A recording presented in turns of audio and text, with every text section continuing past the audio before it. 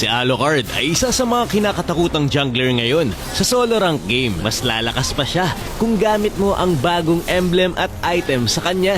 Kaya naman sa video ito ay share ko sa inyo ang mga tips and tricks, item and emblem, pati na rin ang mga counter hero sa kanya. Ang mga impormasyon na babanggitin ko ay galing mismo sa former top global Alucard na si Yuzuke. Umpisahan natin sa emblem. Si Alucard ay isa sa mga pinakanakinabang sa bagong attributes ng fighter emblem na ginawa na nilang hybrid lifesteal. Ibig sabihin, lahat ng skill at basic attack ni Alucard ay magbabalik na ng buhay niya. Sabi nga ni Yuzuke, early game pa lang ay papalag na. Nag-experiment nga kami dito, fighter emblem versus assassin emblem. Pares lang kami ng item. Pero makikita nyo dito ang malaking diferensya kapag ikaw ay naka-fighter emblem. Mas lamang ka sa sabayan. Tapos maganda rin kung magbibuild ka ng rose gold. Maganda kasing i-partner yung rose gold kapag ikaw ay naka-fighter emblem. Kapag mas mataas kasi ang lifesteal mo, mas malaki ang makukuha mo na hybrid death. Tapos may passive pa yung ultimate ni Alucard na makakagain ka ng maximum 30% hybrid lifesteal. Kaya kapag naka-rose gold ka, tapos fighter emblem, 40% hybrid lifesteal ka, 40 hybrid death din. Sa mga skill tips naman tayo, yung kanyang skill 1 ay may delay. Kapag tinutok mo ito sa malayo, pansin nyo, may buwelo. Pero kapag tinutok mo ito sa sarili mo, mabilis lang ito magka-cast. Magagamit mo to kapag nagpo-farm. Mas mabuting pupwesto ka sa gitna ng jungle monster para mas mabilis mag-cast ang mga skill mo. Ito yung side-by-side comparison kahit level 2 pa lang.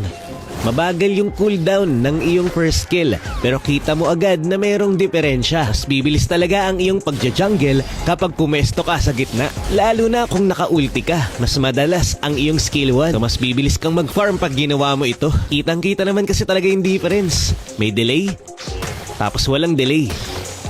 Pag susugod ka rin sa kalaban, mas mabuti kung huli mo na ibabato ang iyong ultimate kapag medyo full stack na ang iyong war axe para mas masakit. Sa mga hero naman tayo na magpapahirap daw sa'yo kapag Alucard ka, sabi ni Yuzuke.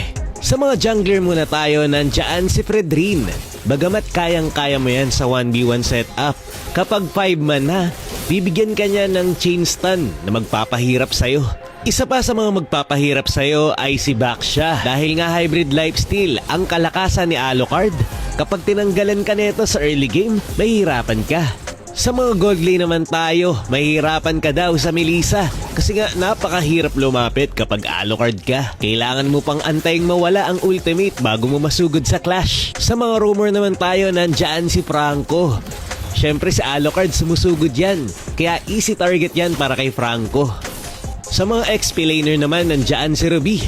Yung chain crowd control na naibibigay ni Ruby ang pipigil sa'yo para maka-basic attack. Kaya mahihirapan ka na makasustain sa clash. Pwede rin si Minsitthar na kapag naultihan ka ay hindi ka na makakatakas. Sa mid lane naman, nandiyan si Kadita. Bangungot kasi para sa mga gumigit ng hero, etong si Kadita. Kapag sumugod ka, pwede kanyang makombohan at ma-takedown. Pero yun nga, ang pinaka-counter talaga kay Alu ay yung mga may chain crowd control. Kaya hindi ito masyadong nagagamit sa pro scene. Practicein nyo muna bago nyo gamitin sa rank game. Maraming salamat sa panonood and to God be the glory.